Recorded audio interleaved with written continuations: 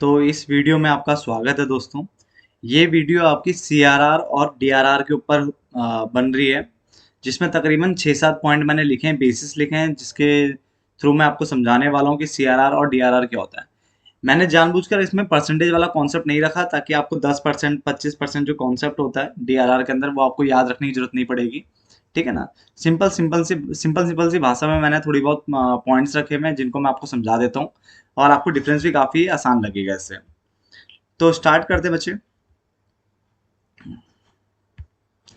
सबसे पहले अगर हम बात करें यहाँ पे तो हमारे पास फुल फॉर्म है। फुल फॉर्म अगर हम सीआरआर की बात करते हैं तो सीआरआर को हम कैपिटल रिडम्पशन रिजर्व कहते हैं। क्या कहते हैं? कैपिटल रिडम्पशन रिजर्व कहते हैं। जबकि जो डीआरआर होता है हमारा वो डिवेंचर रिडम्पशन रिजर्व होता है। क्या होता है? डिवेंचर रिडम्पशन रिजर्व होता है। क्लियर हो गया यहाँ तक? तो पहला पॉइंट तो बिल्कुल आसान सा है कि फुल फॉर्म क्या होती है। तो हमने बोला जो सीआरआर है वो कैपिटल रिडम्पशन रिजर्व है और डीआरआर की अगर हम बात करें तो डिवेंचर रिडम्पशन रिजर्व है। अब आते हैं डेफिनेशन पे। डेफिनेशन की अगर हम बात करें तो सबसे पहले capital redemption reserve is a reserve, एक ऐसा रिजर्व फंड है दैट अ कंपनी क्रिएट्स, यानी जिसे कंपनी क्रिएट करती है व्हेन, क्या लिखा है देखो, when it redeem its own share out of distributable profit. जब कंपनी अपने ही शेयर को रिडीम कर रही होती है या बायबैक कर रही होती है, बायबैक भी कर सकती है, ठीक है बेटा। तो व्हेन अ कंपनी क्या कर रही है? रिडीम कर रही है अपने शेयर को, यानी प्रेफरेंस शेयर को रिडीम कर रही है या इक्विटी शेयर का बायबैक कर रही है, तो उस टाइम पे इनको सीआरआर मेंटेन करना पड़ता है। वो बात यहाँ लिखी हुई है। जबकि डीआरआर की अगर हम बात करें तो debenture redemption reserve is the mandatory reserve, यानी मैंडेटरी रिजर्व है दैट कंपनी मस्ट क्रिएट, यानी कंपनी को क्रिएट करना ही पड़ेगा। कहां से करना पड़ेगा? Out of profit. कहां से? आउट ऑफ प्रॉफिट करना पड़ता है to ensure that they have enough fund, कि उनके पास इनफ फंड है, यानी काफी मतलब पैसा इतना अवेलेबल है कि वो रिडीम कर सकते हैं, वो रिपे कर सकते हैं। किसको? डिबेंचर को। व्हेन दे रीच मैच्योरिटी, यानी जब मैच्योरिटी का टाइम आ जाएगा, यानी एक ऐसा टाइम आ जाएगा जब डिबेंचर के पैसे हमें वापस करने होंगे डिबेंचर होल्डर के, तो आप यहां से पैसे नहीं, इस रिजर्व से पैसे निकाल करके आप वहां पे कर सकते हो। तो दो पॉइंट ध्यान से समझना। क्या बोला मैंने? पहले फुल फॉर्म की बात करी मैंने।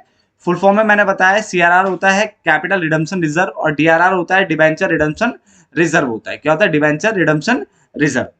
क्लियर हो गया? उसके बाद अगर हम डेफिनेशन की बात करें तो कैपिटल रिडम्पशन रिजर्व एक ऐसा रिजर्व होती है, एक ऐसा रिजर्व फंड है जिसे कंपनी क्रिएट करेगी। तो डिबेंचर रिडम्पशन रिजर्व भी एक रिजर्व होता है जिसको कंपनी क्रिएट करती है। तो दोनों में या तो सेम है, बट आगे लिखा हुआ है व्हेन इट रिडीम्स, यानी कंपनी रिडीम करेगी अपने शेयर को या फिर अपने शेयर को बायबैक करेगी, उसके लिए यहाँ पे सीआरआर मेंटेन किया जाता है। जबकि डीआरआर की बात करें तो कंपनी इसे क्रिएट करती है out of profit to ensure that they have enough fund, कि आपके उनके पास क्या इनफ फंड है कि वो रिपे कर सकते हैं। किसको? डिबेंचर्स को वो रिपे कर सकते हैं व्हेन दे रीच मेच्योरिटी, यानी जब मेच्योरिटी का टाइम आएगा, जब उनके पेमेंट का टाइम आएगा, तो कंपनी क्या है, आराम से उनको क्या कर देगी? पेमेंट कर देगी। ये बता रहा। क्लियर? देन उसके बाद पर्पस ऑफ क्रिएशन, क्यों क्रिएट किया जाता है? तो सीआरआर क्रिएट किया जाता है जब कंपनी, देखो यहाँ पे लिखा भी है, रिडीम करेगी ओन प्रेफरेंस शेयर को रिडीम करेगी और बायबैक करेगी। हमने यहाँ पे कंप्लीट कर दिया सेंटेंस को। बायबैक करेगी इसके अपने इक्विटी शेयर्स को। तो इक्विटी शेयर का बायबैक होता है, याद रखना, हमने हमेशा याद रखना है। और प्रेफरेंस शेयर और जो डिबेंचर होता है उनका रिडम्पशन होता है।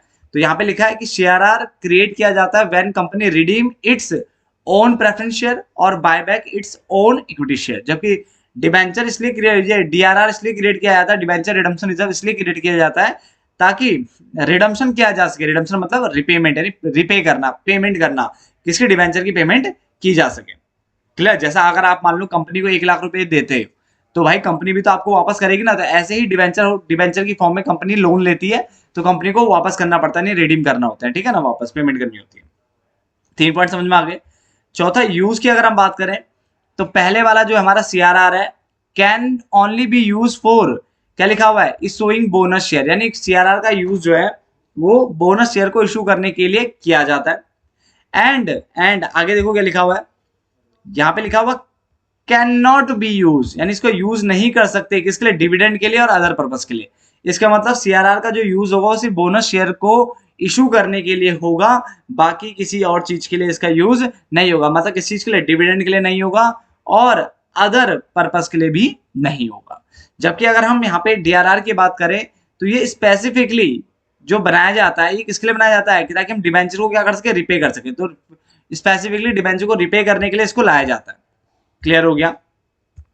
आगे लिखा है आफ्टर द रिडम्शन, जब रिडम्शन के बाद जो भी बैलेंस बचेगा, क्या बचेगा, जो भी बैलेंस बचेगा उसको कहाँ ट्रांसफर कर दिया जाता है, जर्नलिज्म में ट्रांसफर कर दिया जाता है। इसका मतलब अगर रिडम्शन करने के बाद, पहली बात तो डीआरआर किस लिए बनाया हुआ है, सिर्फ और सिर्फ डिवेंचर की पेमेंट के लिए बनाया जाता है, और उसके बाद भी अगर कुछ बच जाता है तो उसका जो यूज है वो किसके लिए किया जाता है, वो उसको जर्नलिज्म में ट्रांसफर कर दिया जाता है, जहां पे फिर आप उसका किसी और पर्पज के लिए यूज कर सकते हो।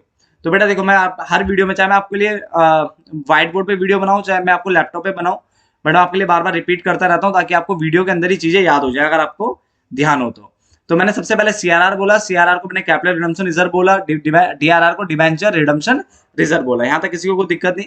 दूसरा मैंने कहा सीआरआर एक ऐसा रिजर्व फंड होता है, ऐसा रिजर्व होता है जिसे कंपनी क्रिएट करती है जब कंपनी को रिडीम करने होते हैं अपने प्रेफरेंस शेयर, या फिर बायबैक करने होते हैं अपने इक्विटी शेयर, दोनों लिख सकते हो, ठीक है ना। जबकि डिबेंचर रिडम्पशन रिजर्व जो है ये भी कंपनी क्रिएट करती है, यानी इसको कंपनी से, ये एक मैंडेटरी रिजर्व होता है जिसे कंपनी को क्रिएट करना पड़ता है, मस्ट क्रिएट लिखा हुआ है, आउट ऑफ प्रॉफिट, ठीक है ना। इससे कंपनी इंश्योर करती है, to ensure that, company ensure कर रही है कि उनके पास इनफ फंड है, यानी इनफ पैसा है, और वो आराम से रिपे कर सकते हैं किसको, डिबेंचर्स को। जब मैच्योरिटी का टाइम आएगा, जब वो मैच्योरिटी पे पहुंचेंगे तो आराम से डिबेंचर वालों को पेमेंट मिल जाएगी। ये बता, इस रिजर्व से पेमेंट हम कर देंगे। फिर मैंने पर्पस ऑफ क्रिएशन बताया कि सीआरआर का जो पर्पस होता है वो रिडीम करने के लिए होता है प्रेफरेंस शेयर को, और बायबैक करने के लिए होता है इक्विटी शेयर को। जबकि यहाँ पे मैंने बोला डिबेंचर का जो पर्पस है, डिबेंचर रिडम्पशन रिजर्व बनाने का जो पर्पस होता है वो रिडम्पशन करने के काम आता है इसको, डिबेंचर को। यूज की बात मैंने बताई कि सीआरआर का यूज आप बोनस शेयर को इशू करने के लिए कर सकते हो, बाकी सीआरआर का यूज डिविडेंड के लिए, अदर पर्पस के लिए नहीं होगा। जबकि डिबेंचर रिडम्पशन रिजर्व का जो यूज है वो स्पेसिफिकली सिर्फ डिबेंचर को पेमेंट करने के लिए होता है, रिपेमेंट करने के लिए होता है, डिबेंचर की रिपेमेंट करने के लिए होता है, और उसके बाद जो भी बैलेंस बचता है उसको डीआरआर में ट्रांसफर कर दिया जाता है, यानी डिबेंचर जर्नलिज्म में ट्रांसफर कर दिया जाता है। जो भी डीआरआर में जो भी बैलेंस बचता है उसको ट्रांसफर कर दिया जाता है जर्नलिज्म में, जहां पे फिर इसका यूज आप किसी भी चीज के लिए कर सकते हो। क्लियर हो गया? चलो, उसके बाद हम आगे बढ़े तो आगे लिखा हुआ है यहाँ पे क्रिएशन की बात करते हैं। किसकी बात करते हैं? क्रिएशन की बात करते हैं। तो यहाँ पे इन्होंने बोला है हमको कि इट इज क्रिएटेड, ये क्रिएट किया जाता है आउट ऑफ प्रॉफिट। तो भाई देखो, दोनों ही आउट ऑफ प्रॉफिट होते हैं। पहली बात तो दोनों ही क्या होते हैं? आउट ऑफ प्रॉफिट होते हैं। आगे लिखा हुआ है अवेलेबल फॉर डिविडेंड और फ्री रिजर्व, यानी एक ऐसा प्रॉफिट जो कि डिविडेंड के लिए था, या ऐसा प्रॉफिट जो कि फ्री रिजर्व टाइप का है, मतलब ऐसा प्रॉफिट जो कि डिविडेंड के लिए यूज हो सकता था, या फिर फ्री रिजर्व मतलब ऐसा रिजर्व जिसका कहीं भी यूज हो जाए, ऐसी जगह जा सकता था। तो ऐसे प्रॉफिट का आप यहाँ पे यूज कर सकते हो। In other words, it is created from distributable profit, यानी ऐसा प्रॉफिट जो कि आप बांटने वाले थे, उन प्रॉफिट का यूज करके आप सीआरआर को मेंटेन कर सकते हो, क्रिएट कर सकते हो। जबकि डीआरआर को क्रिएट करने के लिए आपको एनुअल प्रॉफिट लेने होते हैं ना, जो सालाना जो प्रॉफिट होते हैं उनको आपको लेने पड़ेंगे। क्या लेने पड़ेंगे? सालाना प्रॉफिट लेने पड़ेंगे। किसके? इसने बोला सालाना प्रॉफिट लेने हैं कंपनी के ओवर द लाइफ लिखा हुआ ऑफ डिबेंचर्स, यानी जब तक डिबेंचर आपके पास है तब तक आप एनुअल प्रॉफिट यहाँ पे ले सकते हो। Each year a specified percent, यानी हर साल, क्या लिखा है? हर साल, ईच ईयर एक स्पेसिफाइड परसेंट आपको किसका? कंपनी के प्रॉफिट का एक स्पेसिफाइड परसेंट, वो 10% हो सकता है, 25% हो सकता है, कुछ भी बोले, ठीक है। मैं यहाँ पर रेट डिस्कस नहीं कर रहा हूँ, कुछ भी रेट हो सकता है, इसलिए मैंने वहां पे स्पेसिफाइड वर्ड लगा दिया। तो specified percentage of companies profit को कहां डाल दिया जाता है? डीआरआर में डाल दिया जाता है। कब तक डालेंगे? Until the debenture are fully redeem, जब तक डिवेंचर पूरी तरह से रिडीम नहीं हो जाते। तो इस पॉइंट को ध्यान से समझना बेटे। क्रिएशन में मैंने बताया कि इसको क्रिएट किया जाता है आउट ऑफ प्रॉफिट, एक ऐसा प्रॉफिट जो कि आप डिविडेंड की फॉर्म में बांट सकते थे, या ऐसा प्रॉफिट जिसको आप फ्री रिजर्व में डालने वाले थे, इस ऐसे प्रॉफिट का यूज करके आप सीआरआर बना सकते हो। लिखा हुआ है in other words, it is created from distributable profit, एक ऐसा प्रॉफिट जो कि डिस्ट्रीब्यूटेबल नेचर का था, किस आराम से बांटने वाला प्रॉफिट था, उसको आप यूज करके सीआरआर बना सकते हो। जबकि डीआरआर के लिए बोला गया कि यह एनुअल प्रॉफिट इससे बनता है, और हर साल के जो प्रॉफिट है उसका कुछ परसेंट डीआरआर में डाल दिया जाता है, और ये तब तक डाला जाएगा जब तक कि डिवेंचर पूरी तरह से रिडीम ना हो जाए। फिर आता है एश्योरेंस। एश्योरेंस मतलब होता है भरोसा। तो एंश्योर्स दैट, ये एंश्योर कर रहा है दैट शेयरहोल्डर्स इक्विटी, यानी जो शेयरहोल्डर का जो पैसा है, शेयरहोल्डर का जो पैसा है, नॉट एडवर्सली अफेक्टेड, यानी वो अफेक्ट नहीं होगा, गलत तरीके से अफेक्ट नहीं होगा। एडवर्स मतलब विपरीत होता है, तो गलत तरीके से अफेक्ट नहीं होगा, नेगेटिव वे में अफेक्ट नहीं होगा बाय शेयर रिडम्पशन। तो सीआरआर बताता है कि जो शेयरहोल्डर्स फंड है, यानी शेयरहोल्डर का जो पैसा है, वो अफेक्ट नहीं होगा, एडवर्सली अफेक्ट नहीं होगा। किससे? शेयर रिडम्पशन, जो शेयर रिडम्पशन करने वाला उससे। जबकि ये प्रोवाइड कर रहा है एश्योरेंस किसको? डिबेंचर होल्डर को, कि आप टेंशन मत लो, ठीक है ना। आपने जो इन्वेस्टमेंट कंपनी में किया है, नहीं आपने जो कंपनी के अंदर पैसा डाला है, वो पैसा आपका सिक्योर है और वो पैसा आपको मिल जाएगा। तो स्टार्टिंग के 3 पॉइंट मैं आपको रिपीट कर चुका था, नीचे के 3 पॉइंट मैं दोबारा रिपीट कर रहा हूँ ताकि आपको अच्छे से क्लियर हो जाए। प्लीज सुन लेना, आगे मत बढ़ाना वीडियो को, ठीक है ना, ध्यान सुन लो। नीचे के 3 पॉइंट रिपीट कर रहा हूँ। यूज में मैंने बोला सीआरआर का यूज आप बोनस शेयर के लिए कर सकते हो, बट इसके अलावा इसका डिविडेंड के लिए और अदर पर्पज से यूज नहीं होगा। जबकि डीआरआर जो है स्पेसिफिकली फॉर डिवेंचर्स के लिए होता है, डिवेंचर को रिपेमेंट करने के लिए यूज होता है। और जो भी डीआरआर में जो बैलेंस बचेगा अल्टीमेटली उसको जर्नलिज्म में लास्ट में ट्रांसफर कर दिया जाता है, ताकि वहां से फिर इसका कहीं भी यूज हो सकता है। क्रिएशन की बात करें तो एक चीज यहाँ पे याद और रखना, जब तक डीआरआर में पैसा रहेगा तब तक वो डिवेंचर के अलावा कहीं और यूज नहीं हो सकता। यानी ना वो डिविडेंड के लिए यूज हो सकता है, ना वो किसी और चीज के लिए यूज हो सकता है। यानी जब तक डीआरआर में पैसा है तब तक वो सिर्फ और सिर्फ किस में यूज होगा, डिवेंचर के लिए यूज होगा, कहीं और यूज नहीं होगा। एक बार वो जर्नलिज्म में ट्रांसफर हो जाएगा फिर आप उसको कहीं भी यूज कर सकते हो, उन्हें वेरियस पर्पज लिखे हुए वहां यूज कर सकते हो। क्रिएशन में मैंने बोला आउट ऑफ प्रॉफिट होता है, एक ऐसा प्रॉफिट जो कि डिविडेंड के लिए था या जिससे आप डिविडेंड दे सकते थे, या फ्री रिजर्व वाला जो डिस्ट्रीब्यूटेड प्रॉफिट होता है उससे आप इसको क्रिएट करते हो, जबकि दूसरे वाले को आप क्रिएट करते हो एनुअल प्रॉफिट से। यानी हर साल प्रॉफिट का कुछ परसेंटेज आप डीआरआर में डालते हो और तब तक डालते हो जब तक डिवेंचर आपके फुल यूजर से रिडीम ना हो जाए।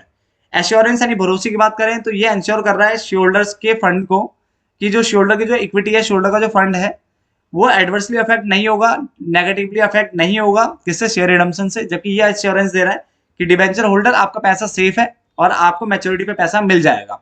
क्लियर है, यानी सिक्योरिटी ऑफ देयर इन्वेस्टमेंट आप बताता है। क्लियर हो गया। तो मैंने देखो कई बार रिपीट करी एक एक पॉइंट को, तो कई बार रिपीट करने के बाद जहां तक आपके दिमाग में ही बैठ गया होगा बेटे, ठीक है ना। तो मिलते फिर एक नई डिफरेंस में, तब तक के लिए धन्यवाद।